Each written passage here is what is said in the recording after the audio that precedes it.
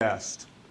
But what was most extraordinary about that day was that as General Sherman, at the head of this conquering force, rode down and got off at the reviewing stand in front of the president, he came on to the reviewing stand and was offered the congratulations of a number of people, most notably the Secretary of War, Edwin M. Stanton.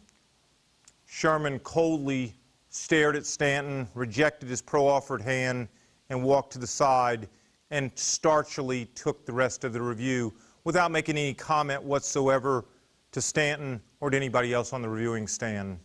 Indeed, he had done his soldier's duty. He had led his troops to victory, and he had made his appearance in a pro forma fashion at the head of that victorious army to allow them to receive the accolades of a grateful nation. Why was it that William Sherman took that action of snubbing the Secretary of War?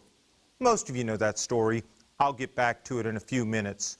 But what I want to do is I want to try to give you some context, and my purpose in speaking with you today as the last speaker of the prepared talks in this conference is to try to loop back together all the stuff that we have endeavored to present to you in the last 2 days and to make sure that it makes sense to you when we talk about Lincoln and his generals and the context of what we've offered. We are a country of heroes. And we've always honored our heroes. We've honored our leaders. Whenever we have fought in large wars and wars that rouse the spirit, typically the American people have rewarded their leadership. They have rewarded the triumphant general, George Washington, first President of the United States, father of the country. Andrew Jackson, the hero of New Orleans, representative of the new nature of the United States people, the 7th President of the United States. In the wake of the Civil War, in the wake of the Mexican War, Winfield Scott, the presidential nominee in 1852, rejected by the American people, but nonetheless a legitimate hero of that much maligned war. U.S. Grant would become the President of the United States in the wake of the American Civil War. 2 other soldiers in the Civil War also became the President of the United States, not necessarily for any magnificent achievements on the field. It is coincidental that they happened to be in the war and subsequently became presidents. James Garfield and William McKinley, that both were assassinated, is just a happenstance, certainly not affiliated with anything they did or didn't do in the war. Dwight David Eisenhower, recognized in the wake of World War II, and General Douglas MacArthur certainly believing that this would be something in which he would be entitled to. In the aftermath of the successful Gulf War I, Norman Schwarzkopf and Colin Powell were touted as presidential timber, although neither one elected to pursue or follow that ambition. Although Wesley Clark, the commander in Kosovo, who negotiated a peace treaty under the supervision of the American government up in Dayton, Ohio, certainly wanted and still endeavors to achieve and make the transfer from being a commander of forces in the field to being the commander-in-chief. What does all this mean? Well, first off, let's talk constitutionally. Let's talk about what the relationship is, in simplest terms, between the military and the civilian community. This is Civics 101. I'm not going to dwell on it long, but to make the point is that the legislature makes the laws of the country, the judiciary acts on the legality and the constitutionality of those laws, and the executive branch of government has all the responsibility for providing all the services and for implementing the promises of the Constitution, which include to protect against all enemies, foreign and domestic. Because of that, the head of the executive branch, by constitutional design, over 200 years ago, is the, quote, commander-in-chief, unquote. The key word there is commander, in quotes. In-chief is important to understand because it does, in fact, establish the Founding Fathers' intent of the relationship of the civilian executive to all the people who are engaged in the responsibilities of providing to protect the Constitution against all enemies. And so what you have found is this relationship that evolves back and forth between the commander-in-chief and the military commanders in the field. And indeed, as we have already pointed out, the relationship between the legislative branch, which has to provide the resources to allow the commander-in-chief to pursue the foreign policy aims that a war would entail, and also the executive branch, or the judiciary branch, which has to make decisions upon the legality and the applicability of what is actually going on in the prosecution of a war. This is something we're certainly very keenly aware of today. I mean, it is, in fact, at the core of so much of the political dialogue that is going on that will lead into this particular election. It is a struggle that has never changed. It is the constitutional struggle between a temporary leader, as has been designed in our Constitution, and the people who are more permanent members of the government who perhaps believe that when the opportunity presents, there will be some opportunity perhaps to encroach on what they perceive to be the new imperatives of executive power. Certainly the War Powers Act, things like that have all been issues before. And so when you look at what happens in the evolution and the relationship between the executive branch and their subordinates, the United States military, it's very important to understand then, as today, as it will be in the future, that that relationship is a very careful balance between the public opinion, which is so necessary to successfully prosecute a war, and the actual constitutional authority that the commander has. Now, many of us are military veterans or are in the military. Many of us have had the honor of being designated to be commander. To help you understand the functional relationship here, you have to understand, today, for example, in the United States Air Force, I cannot speak to the Army because I'm not a veteran of the Army, but in the Air Force, less than 1% of the officer corps at any given time has the designation of commander. Everybody else is subordinate to the commanders, and the commanders have a hierarchy within them, within their own structure. We've talked about the leadership of the Army of the Potomac. We've talked about regimental, brigade, division, corps commands.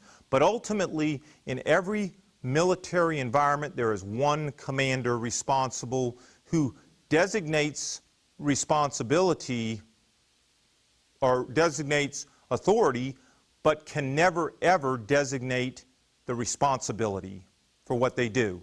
And so to understand that ultimately the accountability and where the buck, Harry Truman had this little thing, so the buck stops here. Well, in the Constitution, the buck stops with the commander-in-chief, who is the president.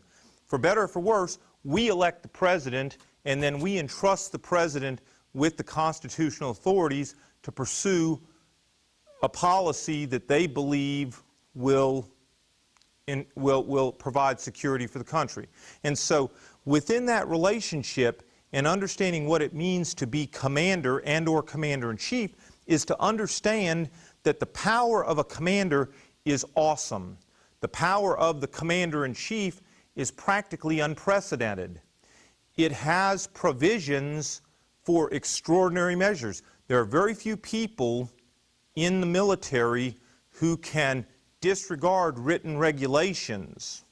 A commander has the authority, but also the responsibility and subsequently the accountability to use their best judgment in any given circumstance to preserve their force or to achieve the objective as they see it evolving. It's certainly important with combat commanders. Now, what happens out of that, obviously, is if a commander makes a bad judgment and it angers people, then there's going to be retribution later on. We see this in the Civil War. You see it throughout the Civil War.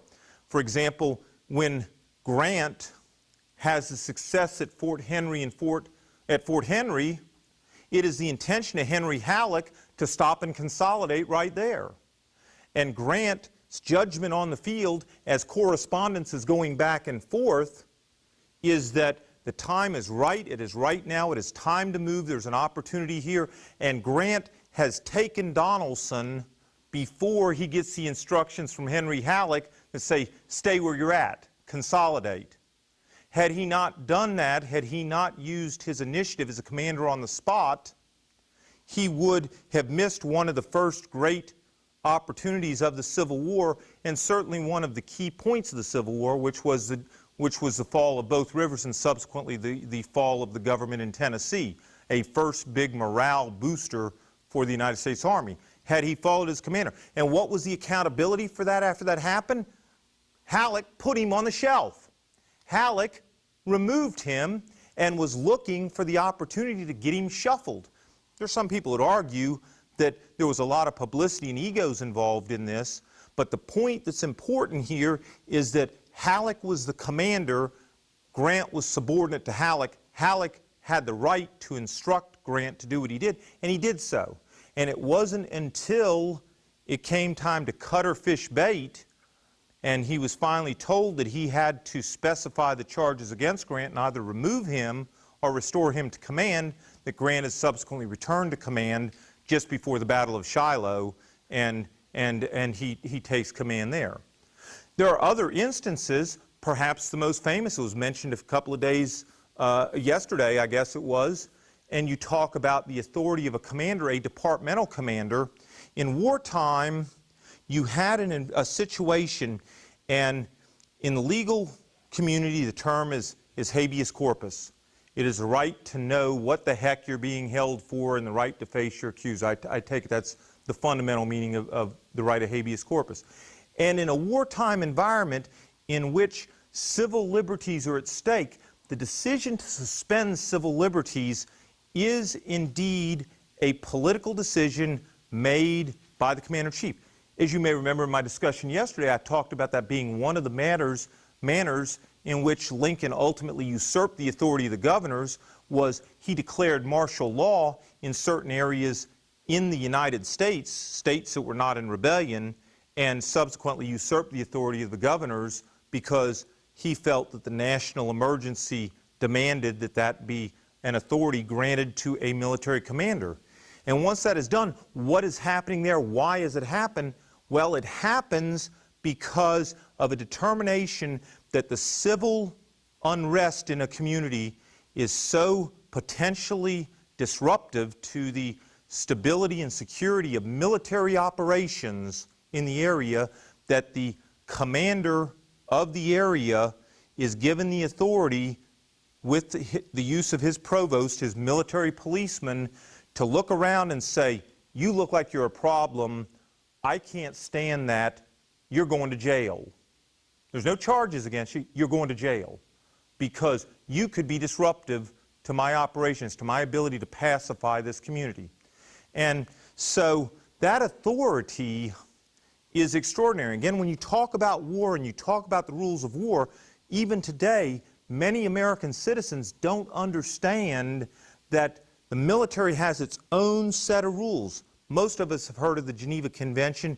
Fewer of us yet have heard of the Uniform Code of Military Justice or the Military Court of Appeals. Military men and women engaged in operations under the direction of their commanders and ultimately the Commander-in-Chief are held accountable for their actions, and they're held accountable in a strict military sense. We have our own military prisons, we have federal pens, so military members committing offenses in violation of the rules of engagement or other rules of war are held strictly accountable for those actions. Not in the civil courts, but in the military courts under a strict form of military discipline. And ultimately, when a private Slovak in World War II is convicted of desertion and so forth, the decision on his fate, the sentence of death by firing squad, is ultimately approved by the Commander-in-Chief, the President of the United States. Nobody else has that authority, and it went through the appeal process of the Court of Military Appeals. It did not go through the Supreme Court. It did not go through the civil court system.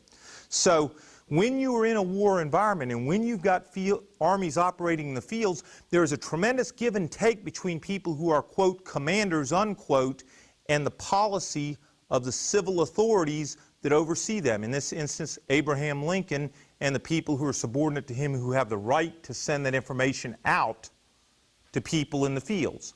And so very early in the war, for example, you have the great pathfinder, John C. Fremont, who has already been a presidential candidate, an avowed politician with a wife who is more political than he is. He's the departmental commander in Missouri, and what does he do? But he usurps the authority of the commander-in-chief, and he declares that all slaves are free. David Hunter does the same thing down in South Carolina. He occupies, after Port Royal is taken in November of '61, he comes forward and also says the slaves are free. In both instances, the president said, knock that crap off, and in both instances, the orders were rescinded. It was not consistent because it would have disrupted the war objectives of the Lincoln administration, which was to reunify the country. The issue of slavery was not foremost in Lincoln's mind at that point, and so consequently the activities taken were not permissible by the commander-in-chief who set the objectives for what was going to happen. And so consequently, you have this arrangement that transpires throughout the course of the war in which you have large armies. We're talking about a United States that has got hundreds of thousands of troops fielded all over the United States. And they are pursuing unified objectives within the overall guidance that is being provided by the administration from the commander-in-chief, Abraham Lincoln. Lincoln has taken that authority so far as when McClellan won't move, when McClellan is playing game is the wrong word. I painted myself in the corner on that. When McClellan takes and begins to reorganize the armies, and he puts himself in a situation in which he now is going to make the determination as to when and what he's going to do, ultimately it is General War Order Number 1 that the President issues in January of 1862, and he says, all the armies of the United States will be in action by Washington's birthday. Send me your plans. Preemptory order from the commander-in-chief, and it got attention. People paid attention, and they came up with plans to move. It's under that order that after Halleck had previously rejected Grant's proposal to initiate an attack against Fort Henry, he says, the President must be serious about this, let's go. And so he gives Grant the authority, and Grant delivers the first big victory that will raise the morale for the North so high. But Lincoln initiated that. More than that, what a lot of people don't understand, and I commend this to you, we spoke about it a little bit a couple of years ago when Corky Lowe was here speaking, but General War Order Number 100. Most people don't know General War Order Number 100. Do we know Sherman's march to the sea? Do we know the hatred that has been brought out from all of this and the continuing Southern vitriol about this? Sherman has acted in accordance with General War Order Number 100. And that took a while for the administration, just like we just recently have gone through this thing of Congress making a determination as to how we can legally torture people or do whatever we're going to do in Iran and Gitmo and elsewhere. At that time, there was no guidance in the United States for how to prosecute a civil war. How do you make war on other American citizens who are in rebellion? Do you attack houses? Do you attack families? Can you burn structures? What can you possess or take away from folks? All this had not been determined, it had not been discussed because there had never been a need for it. The enemy had been clearly identified before. Now we were in a civil war. Now we're in a war with ourselves. And so consequently, how did you treat your citizens so that when push came to shove, when all the shooting was over, that once again we could join hands and be countrymen again? How was it that we could prosecute a policy that would allow us to achieve the objective of reunifying the country and making these people our brothers again. Indeed, that is the crux of the political generalship of George McClellan and people of the McClellan bent that Steve was talking about the other day, is that the McClellanites, the Democrats, are very firm believers politically that this war has to be very limited. It has to have very specific objectives. We don't want to offend the influential people of the South. There's just a few radicals out there, and if we show them enough force and convince them that they can't win this, they'll lay down their arms, and if we haven't destroyed them and made all this stuff a wasteland, it will be much easier to reunify the country. And so there is that remarkable circular letter that McClellan writes from Harrison Landing after being whipped in the 7 days, in which he proposes to tell Lincoln how the war policy should be prosecuted. A former general-in-chief, telling the commander-in-chief how he thinks the war ought to be prosecuted. And of course Lincoln gets it and he just pockets it and nothing happens there. But General War Order number 100 doesn't come out of Sherman. It doesn't come out of Grant. It comes out of the Lincoln administration, and it provides very specific guidance as to what the Union armies can do when they're passing through the South, when they march through Roswell, when they burn Roswell before Atlanta is captured. What they're doing is acting in accordance with General Order number 100. And I commend that to you. It's a remarkable document. It's a technical document, but I do recommend you read it because, once again, it helps establish this relationship between the commander-in-chief, the civil authority who is making the policy, for the military commanders in the field to implement. And while Sherman gets all the bad press because he's up front, ultimately what he has done is merely implement the directions with the guidance that he's received from the commander-in-chief. So, as you come back and you consider what this means and how the war unfolds and what's going to happen, you see that the nature of the war has changed. We talked about it last year. Certainly we all are Civil War enthusiasts here, so we have some real sense as to how the war transpired. And so I'll skip the simple stuff and give you the more complex constructs that I know that you can understand.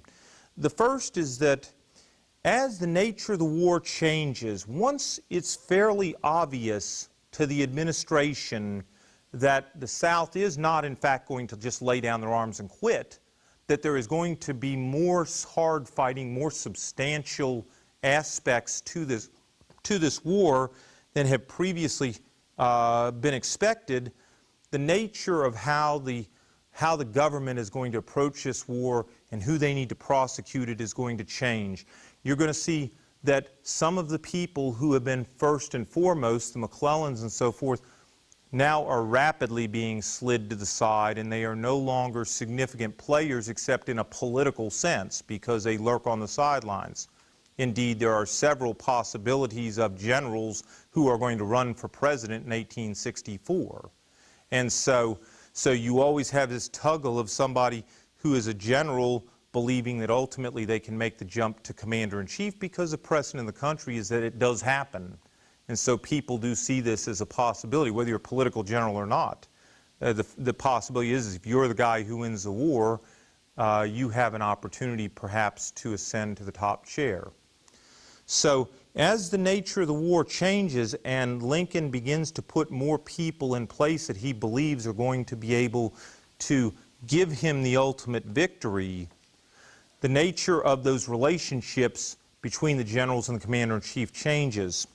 When we talked a few minutes ago about fighting it out on this line if it took all summer, by the summer of 1864, it is at least fairly obvious that this is Lincoln's last best opportunity to prosecute this war aggressively and perhaps to come back and ultimately win the war. He understands that. By August, he thinks that his string is just about played out. He doesn't have a whole heck of a lot more options. If what he is in the midst of right now, and keep in mind, when he writes that letter in August of '64, Grant is ground down in front of Petersburg. Lincoln knows what the losses are. The people of the United States don't know what they are, but Lincoln knows what they are, and he knows that if this ever gets out, it's curtains. Sherman is in a siege as well. And from the manner in which they looked at these things don't look terribly good. Mobile, the news of Mobile Bay has not yet come, so ports are still open. In each instance, this grand offensive, which is now almost 3 months old, has not produced decisive victory, has not produced the good news that Lincoln needs to assure his reelection. Things will change quickly, obviously, in September and October. The whole landscape brightens up a bit, the sun comes out, and it becomes fairly obvious that this strategy is going to work. But at least at that point, there is a great deal of doubt within the administration and the, quote, commander, unquote, in chief, that this policy that he has made an effort to do only has a few more months to run its string. If it doesn't work, if it's not successful, he's only got a few more months to try to implement his vision of what it takes to secure the United States, and he believes, as he has written in his letter, that it's increasingly likely that they'll only have 3 or 4 more months to try to win the war, and he asks his cabinet to pledge. And there's something to be said, I heard this discussion yesterday about it, and it didn't come up actually in the discussion, but if you think about Lincoln, the master politician, by getting them to sign this pledge, he is in effect putting a chit in his back pocket.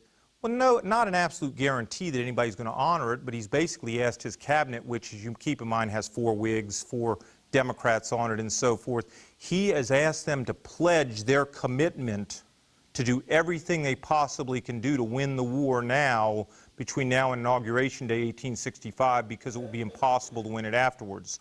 So in other words, he's asking his team, he's saying, look, if we lose this election, we have pledged not to quit. We're going to do this all the way until the day that we walk out of the White House and turn it over to the new administration, and we're going to try to win the war. We're not just going to coast and say, let's wait for President McClellan to come into office. So Lincoln has changed his view of things. And then, as I said, the sun comes out.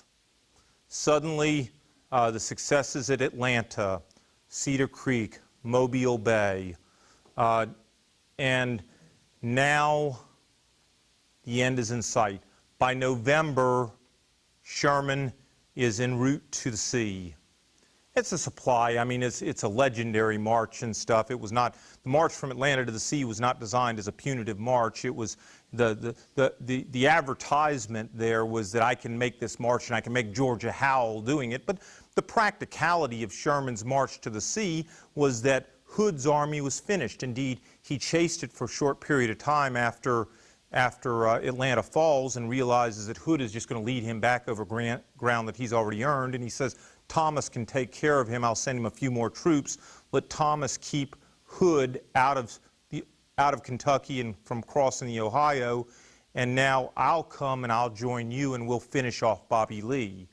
But to do that, and again, if you look at the geography, really the only place he can go at this stage is he's got to go to Savannah. He's got to find some place to feed himself, and Savannah is the nearest safe water port that he has a chance to feed himself. So he's not going to have his lines of supply are going to be dependent upon the Western Atlantic Railroad anymore, which is a single tread railroad that has been subject to being cut frequently. So his move from Atlanta to the sea, there's bravado associated with that. He takes 60,000 troops. Those 60,000 troops aren't sent to go and clean out the South under O.O. Howard and Henry Slocum. They're merely sent there because he thinks these are going to be the best combat troops he can carry with him as he then moves from there, and then using the supply capabilities along the side of the Atlantic Ocean as he moves up, that he'll be able to get food relatively easily as he moves into position for the kill on Lee. And that's clearly what their intentions are. And so it's not until, of course, the march through South Carolina that the march becomes vindictive. And then after Columbia is gone, then it changes, the nature of the march changes again as they get back to business. So I guess they were allowed a one boys' night out when they got to Columbia, and then after it was over, they went back on and did what they had to do.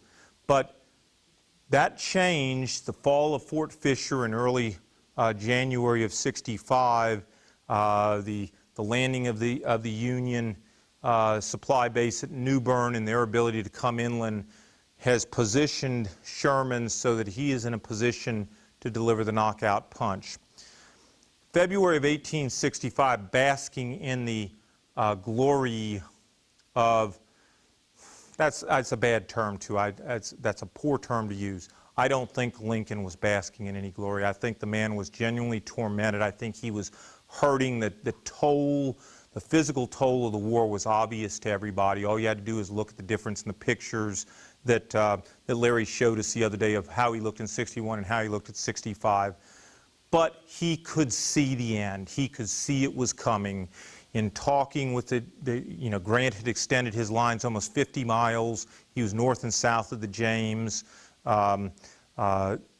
Early was gone, the valley was gone, there was just no further threats. It was just a matter of waiting for the roads to get good enough so that they can finish this thing off. And so Lincoln comes down, and after rejecting the first effort of the Confederacy to try to negotiate a surrender at the Hampton Roads Conference, Lincoln, Sherman, and Grant sit down at a meeting, and Lincoln lays out his plan for the end of the war and the transition to peace. And that plan is simply stated in terms of let 'em up easy. Let 'em up easy. Lincoln is still believing that now that the war has in fact been won, that the most effective policy that his administration can pursue for the next 3 years as he leads the Reconstruction effort is that we're going to let these people up easy. They've already made some Reconstruction efforts. Nathaniel Banks in Louisiana has experimented with a Reconstruction government down there, and they have got a lot of data back and forth as to how this is likely to work. So it is not something that is just a pull it out of your hat kind of decision, but rather is a belief that the sooner we can reconstruct the governments in the states, the sooner we can get people disarmed and get them back to where they're going, the better off we will be. And so they go away with that belief. They make the decision because originally Sherman is positioned in Carolina for the purposes of helping to come up, and Sherman and Grant and Meade are going to crush Lee, just completely envelop him and crush him at Petersburg. The decision is made at that point that no, the Western Army is not going to be brought up because of future political concerns as to what this would mean for the unity of the country if the Western Army had come up and overshadowed the Army of the Potomac at the moment of triumph. So Sherman is given a secondary role, and that is to be the backstop, to be the person that catches and picks up the balls that get past the catcher. So he's positioned now in the vicinity of Raleigh, North Carolina, Raleigh and Goldsboro, North Carolina. Joe Johnston, after having failed in his last efforts at military victory in Bentonville and at Averysboro, is now ensconced with his front lines near Hillsborough, North Carolina, approximately 40 miles from Raleigh, and at Greensboro, North Carolina, which is the last thread of contiguous Confederate territory that is not being interdicted at this point by Union cavalry and so forth. The movements and all that is left of the Confederacy at this point is that thread from Richmond to Danville to Charlotte, and then into a little bit of Carolina, but it's gone by then. It's just the western part of Carolina. So this is the remaining infrastructure of the Confederacy at that point. And so because the belief is that Lee's got to be caught, and Sherman does, or Johnston doesn't have the means and wherewithal to move ahead with this and attack further, they're sitting there staring at each other. At Five Forks, and then subsequently the next day on April the 2nd, Lee's 50-mile-long line is breached.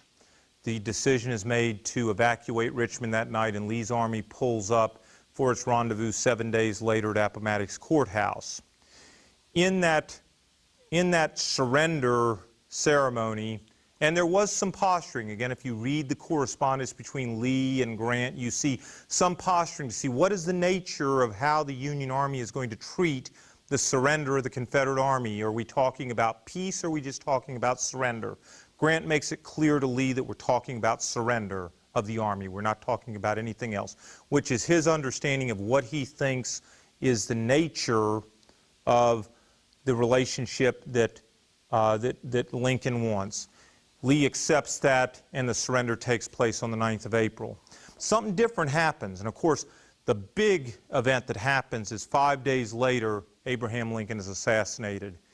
And as the word of that filters down into North Carolina, and Sherman receives it, he holds it in close hold. His army doesn't know that Lincoln has been assassinated. This is so sensitive a piece of information that Sherman is holding it in closest confidence.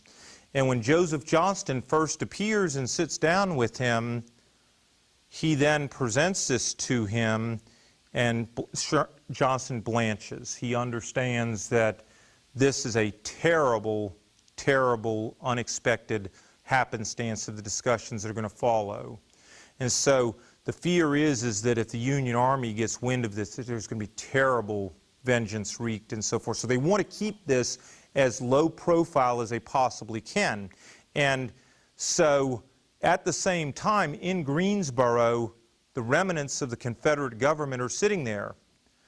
Key player in the midst of this is a man named John C. Breckinridge, Major General John C. Breckinridge, Vice President of the United States of America under James Buchanan, Confederate Major General of troops, and sitting Secretary of War at that point. And they come forward, and Davis is still hoping for some peace agreement. And so there's discussion about this. Bragg and Johnston tell Davis, you're dreaming. This is not going to happen. Davis continues his flight south, and Breckinridge then is brought over, and Sherman in the second day's meeting has thrown a curveball, because now the Confederate government has more or less dictated the terms that they think they want and hope they're going to get in terms of getting a peace between the two countries as opposed to surrendering. And they send Breckinridge with the mission to try to sell this. Breckinridge shows up, and this is a right hook for Sherman. He's not expecting this. And they say, he's not going to sit in this meeting as a representative of the Confederate government. He's going to sit in the meeting as a Confederate Major General. It's a military meeting, and that's how he's going to sit there. And so Sherman reluctantly allows him to sit in there, and they then sit down, and the bourbon flows a little bit, and before you know it, the South is, well, wouldn't it make sense to do this and do this? And before you know it, what Sherman has effectively done is he has still achieved what he wanted to achieve, which is to receive the surrender of the Confederate Army, but the proposal that comes forward is, says, let's settle this all now. There's no sense in taking this any further. Why don't we just make terms here that we can then send forward? They tried that incident with Lee. They asked Lee if he would sign a general surrender since he was General-in-Chief, and he said, I can't do that. Lee's relationship to Davis and Johnston's relationship to Davis were the difference between oil and vinegar, or oil and water. They did not have the same relationship. And so the possibility that Joe Johnston, who had been encouraging a complete surrender of all the forces, might be affected, had to have been a sense of poetic justice that Johnston thought was very attractive. And Sherman thinks it's attractive as well, because Sherman has been with Abraham Lincoln. There's only 3 people that really know what happened at that meeting. There are some strap hangers, but I suspect something as sensitive as that, really only the principals knew what happened. David Dixon Porter claims to have been in on the meeting, and he has an opinion of it, but much of what Porter writes is a blatant lie, so you have to look at anything he says with a grain of salt. But there are 3 people there that know what happened, and one of them's dead. The other one's on his way to Washington. The only other person that knows what Lincoln's intent is Sherman. And so Sherman, believing he understands what the intention of the now martyred president would want, agrees to all these terms, and an armistice is set up in which both armies just sit there for a while, and the terms are then sent to Washington for ratification. Well, remember, it's amazing what happens when when assassinations or national crises occur. You remember when Ronald Reagan was shot? Here's Alexander Haig. I am in command. I'm in control. Well, Abraham Lincoln is dead, and now we got a drunk Andrew Johnson, and we have Edwin Stanton saying, now he belongs to the ages, and we're going to hang the bastards. Jefferson Davis is responsible for it. There's a $100,000 reward for Jefferson Davis's hide right now because he and those leaders of the Confederacy have murdered the president. And so the mood in Washington, the furor that's surrounded the murder of this president is such that when they put in front of the secretary and the president the terms that Sherman has negotiated, they said, it is treason, it is blasphemy, and Sherman is denounced in the papers. It gets to the papers and stuff. They're talking about this man as a traitor to the country, and he's a traitor to the memory of the president and this other stuff. Now, keep in mind, Lincoln and the radical Republicans have not seen eyeball to eyeball for the last 4 years, and they don't see eyeball to eyeball now, except now the president's not there to counterbalance them. And the radicals have got the control of the government at this point. And so consequently, the determination is, by God, now we're going to do it the way we think is right, and these people are going to pay for it. And so they send it back and they say, these terms are rejected. General Sherman's a traitor. General Grant, you go down there, you get Johnson's signature on a sheet of paper. It will be an unconditional surrender. That's it. We don't want to hear anything about it. Grant respects Sherman too much to humiliate Sherman that way, but he comes down and he hands him a thing. He says, you done crapped in your mess kit, buddy. He says, you are not intended for a full and meaningful military career at this point. I'm going to tell you what the boss really means. And so he tells Sherman, and Sherman sends a note and says, the armistice is going to end if you don't come back here and surrender within 24 hours. That's it. You know, we're going to go out and we're going to catch you and we're going to destroy your army. Johnson says, okay, we tried. What choice do we have? You know, we surrender, and the end comes. Sherman, of course, doesn't forget this, and that of course is the reason for the cold-shouldered snub of the Secretary of War at that point. But what's really significant about all this is that if you sit back and you think about all we've talked about in the last 2 days, when we talk about Lincoln and his generals, we have now tried to present to you with these experts that we've brought in with the benefit of all their scholarship, is we have brought you to a point, I hope, in which you understand that the prosecution of a war is a very complex issue. As it was then, as it is today, as it will be in the future, it is as Clausewitz said, war is an extension of politics by its most violent means. And war has very specific objectives. And there's only one commander, and that commander by constitutional authority is the president. The president sets that policy. The president determines what's going to happen. And the relationship and the way the Founding Fathers always intended it was that no military dictator was ever going to govern what was going to happen in the United States. The United States would be run by the elected representatives of the people, and that's how they would enforce it. From that point to this day and forevermore, military subordination to the civilian authority is what makes the United States unique among many other nations. Thank you very much.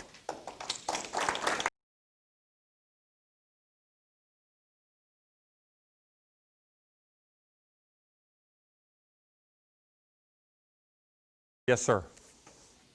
Am I correct that two of the provisions to which Sherman agreed were, one, they keep their weapons? Yes, and turn them into the armories of their cities, in the state capitals, yes. So this is like the Wehrmacht in World War I. No, they go home with other weapons, right? Yes. Yeah. Okay. Jawohl, mein Führer. Yeah. And secondly, the state governments would continue in power as is, right? That's correct. Leading one to think that the South not only subsequently won the peace, but that they won the war. Well, one would make that argument. And indeed, look at what happens, what gets Patton in so much difficulty in World War II when he talks about who has the capacity to run the country, who has leadership capabilities, it are the people who have run the country, the relatively low-level bureaucrats of a party, not necessarily the Gorings and those people, but rather the bureaucrats who today they're a communist and tomorrow they're for democracy. I mean, just look at Russia and look at the people who ran the KGB who are now the democratically elected representatives of Russia. You know, did Putin suddenly become a Democrat overnight? Those things, I mean, we have that same thing. There's been a lot of debate about having done the same thing in Iraq, where everybody was removed in this instance, and so consequently whatever remaining infrastructure of the country, governing infrastructure of the country that may have remained, was removed by definition, and so now you've got chaos from the city level all the way up. You know, it used to be, and I don't know, have they ever reinstated it, Tom? There used to be civil military specialists, officers who were political military specialists and had military occupation specialty codes. That's what they trained for, is that once the Army or somebody won, these people went in and they became the civil authority until such time as local authority could be reinstated. We got rid of them in '89. I don't know if they brought them back or not. The good news is there are civil affairs officers now, people that's their career specialty. The bad news is they are very low in number. Most of them are in the Guard and Reserve, which means they do it part-time, and they are developing stronger and stronger links to the special operations community. So, yeah, I mean, there had been a unified structure before, not dissimilar to the military districts that were subsequently set up after the war. I mean, once the South is defeated, the whole South is divided up into a series of military districts with a responsible military commander and a military infrastructure to maintain some sense of order within the districts until an acceptable reconstruction of that area can be achieved, and then they can be returned to status as states. But until such time, they become occupied provinces that have to be reorganized, and so the military then becomes the occupying force with military control of the area until such time as they're ready to be reconstructed in. Other questions? Either I browbeat you to death, or it was just such a dramatic and conclusive wrap-up that everybody is sitting there in awe and stunned. That's the great thing about being the executive director of an organization. I used to be the commander-in-chief, then I got a board of directors, and now I'm not the commander-in-chief anymore. But, folks, I have really enjoyed presenting this to you collectively. I am going to apologize. Steve and I are both going to have to leave here in about 5 minutes or so. The panel discussion is going to follow with Larry and Bruce and Tom. And I encourage you all to get into a whole bunch of things with that. But you've honored us by your presence. We'll be back again next year. The theme next year is 1857, the nation in crisis. I'll tell you what, this is a blatant solicitation. We can't do it with small numbers. As you see, the fee is very nominal. The things that come out here that are offered to you all, the school provides lunch and so many of these things. Bring somebody with you next year. You know, I hope you agree that this is tremendously intellectually stimulating and a good value. Bring somebody with you so that this thing can grow. You guys have 2 other friends? I mean, you could... So, I'm your friend, but I'm going to be here anyway. So anyway, thank you all so much. I enjoyed being here. Let's take a break for however long, I'd say 10 minutes, and then convene the panel.